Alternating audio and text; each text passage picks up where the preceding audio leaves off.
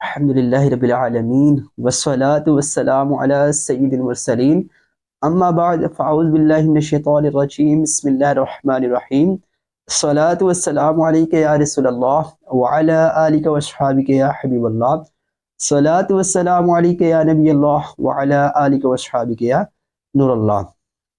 فرمان آخری نبی صلی اللہ تعالی علیہ وآلہ وسلم، جس نے مجھ پر ایک بار درود پاک پڑھا اللہ پاک اس پر 10 رحمتیں بھیجتا ہے۔ صلو علی الحبیب صلی اللہ تعالی علی محمد صلی اللہ تعالی علیہ وآلہ وآلہ وبارک وسلم۔ الحمدللہ کریم شعبان شریف کے حوالے سے مدنی پھولوں پر مشتمل ہمارا یہ سلسلہ حضرت سیدنا امام ابن ابی دنیا رحمۃ اللہ تعالی علیہ حضرت سیدنا عطا بن یسار رحمۃ اللہ تعالی علیہ سے روایت کرتے ہیں کہ جب نصف شعبان کی رات یعنی شب برات آتی ہے تو ملک الموت علیہ السلام کو ایک صحیفہ دیا جاتا ہے اور کہا جاتا ہے اس صحیفہ کو پکڑ لو۔ ایک بندہ بستر پہ لیٹا ہوگا اور عورتوں سے نکاح کرے گا اور گھر بنائے گا جبکہ اس کا نام مردوں میں لکھا جا چکا ہوگا۔ حضرت سیدنا ابن عباس رضی اللہ تعالیٰ عنہما فرماتے ہیں ایک آدمی لوگوں کے درمیان چل رہا ہوتا ہے حالانکہ وہ مردوں میں اٹھایا ہوا ہوتا ہے۔ پھر آپ رضی اللہ تعالیٰ عنہ نے پارہ نمبر 5 سورۃ الدخان کی آیت نمبر 3 اور 4 تلاوت کی۔ ترجمہ کنز ایمان، بے شک ہم نے اسے برکت والی رات میں اتارا، بے شک ہم ڈر سنانے والے ہیں، اس میں بانٹ دیا جاتا ہے ہر حکمت والا۔ پھر فرمایا اس رات میں 1 سال سے دوسرے سال تک دنیا کے معاملات کی تقسیم کی جاتی ہے۔ مفسر شہیر حکیم الامت حضرت مفتی احمد یار خان نعیمی رحمۃ اللہ تعالی علیہ مذکورہ آیت مبارکہ کے تحت فرماتے ہیں اس رات سے مراد یا شب قدر ہے 27ویں رات، یا شب معراج، یا شب برات 15ویں شعبان۔ اس رات میں پورا قرآن لوح محفوظ سے دنیاوی آسمان کی طرف اتارا گیا، پھر وہاں سے 23 سال کے عرصہ میں تھوڑا تھوڑا آقا جان صلی اللہ تعالی علیہ وآلہ وسلم پر اترا۔ اس آیت سے معلوم ہوا کہ جس رات میں قرآن اترا وہ مبارک ہے، تو جس رات میں صاحب قرآن صلی اللہ تعالی علیہ وآلہ وسلم دنیا میں تشریف لائے وہ بھی مبارک ہے۔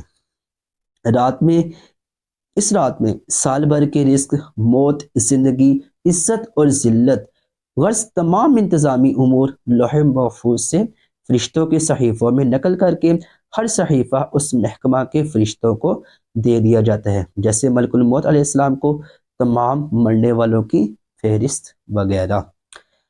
میٹھے میٹھے اسلامی بھائیوں، شعبان شریف کی 15ویں رات کتنی نازک ہے، نہ جانے قسمت میں کیا لکھ دیا جائے۔ بعض اوقات بندہ غفلت میں پڑا رہ جاتا ہے اور اس کے بارے میں کچھ کا کچھ ہو چکا ہوتا ہے۔ چنانچہ بنیاد الطالبین میں ہے بہت سے لوگوں کے کفن دھل کر تیار ہوتے ہیں مگر کفن پہننے والے بازاروں میں گھوم پھر رہے ہوتے ہیں۔ متعدد افراد ایسے ہوتے ہیں کہ ان کی قبریں کھدی ہوئی تیار ہوتی ہے مگر ان میں دفن ہونے والے خوشیوں میں مست ہوتے ہیں۔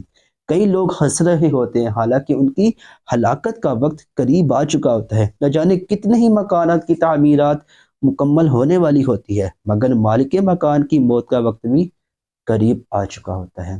بنیاد الطالبین، آگاہ اپنی موت سے کوئی بشر نہیں، سامان 100 برس کا ہے پل کی خبر نہیں، جگہ جی لگانے کی دنیا نہیں ہے، یہ عبرت کی جا ہے تماشا نہیں ہے۔ شب برات میں اعمال اٹھائے جاتے ہیں، لہٰذا ممکن ہو تو 14ویں شعبان شریف کو بھی روزہ رکھ لیا جائے اور اس دن عصر کی نماز پڑھ کر مسجد میں نفلی اعتکاف کی نیت سے ٹھہرا جائے تاکہ اعمال اٹھائے جانے والی رات آنے سے پہلے کے لمحات میں روزہ، مسجد کی حاضری اور اعتکاف وغیرہ لکھا جائے اور شب برات کا آغاز مسجد کی رحمت بری فضاؤں میں ہو۔ مغرب کے فرض اور سنت وغیرہ کے بعد 6 رکعت خصوصی نوافل ادا کرنا معمولات اولیاء کرام رحم اللہ تعالی سے ہے۔ مغرب کی فرض اور سنت وغیرہ ادا کر کے 6 رکعت 2 رکعت کر کے ادا کیجیے۔ پہلی 2 رکعتیں شروع کرنے سے قبل یہ عرض کیجیے یا اللہ پاک ان 2 رکعتوں کی برکت سے مجھے درازی عمر بالخیر عطا فرما۔ دوسری 2 رکعتیں شروع کرنے سے قبل عرض کیجیے یا اللہ پاک ان 2 رکعتوں کی برکت سے بلاؤں سے میری حفاظت فرما۔ تیسری 2 رکعتیں شروع کرنے سے پہلے اس طرح عرض کیجیے یا اللہ پاک ان 2 رکعتوں کی برکت سے مجھے صرف اپنا محتاج رکھ اور غیروں کی محتاجی سے بچا۔ ہر 2 رکعت کے بعد 21 بار قل هو اللہ احد یا ایک بار سورہ یاسین پڑھیے، بلکہ ہو سکے تو دونوں ہی پڑھ لیجئے۔ یہ بھی ہو سکتا ہے کہ ایک اسلامی بھائی یاسین شریف بلند آواز سے پڑھے اور دوسرے خاموشی سے سنیں۔ اس میں یہ خیال رکھیے کہ دوسرا اس دوران زبان سے یاسین شریف نہ پڑھے۔ انشاءاللہ الکریم رات شروع ہوتے ہی ثواب کا انبار لگ جائے گا۔ ہر بار یاسین شریف کے بعد دعائے نصف شعبان بھی پڑھ لیجئے۔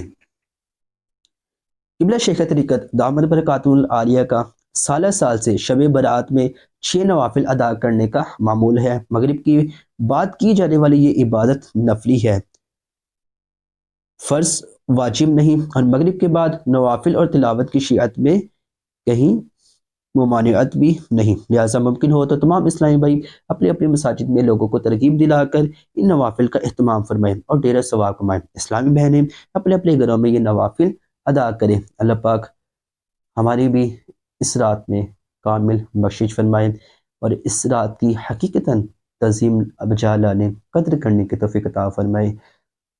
آمین بجاہ خاتم النبی الامین صلی اللہ تعالی علیہ وآلہ وسلم۔ صلو علی الحبیب صلی اللہ تعالی علی محمد صلی اللہ علیہ وآلہ واصحابہ وبارک وسلم۔ صلاۃ و سلام علیک یا مکی یا مدنی یا قریشی یا ربیع رسول اللہ صلی اللہ علیہ وآلہ وسلم۔ اللہم صلی علی محمد کما تحب و ترضى صلی اللہ علیہ وآلہ وسلم۔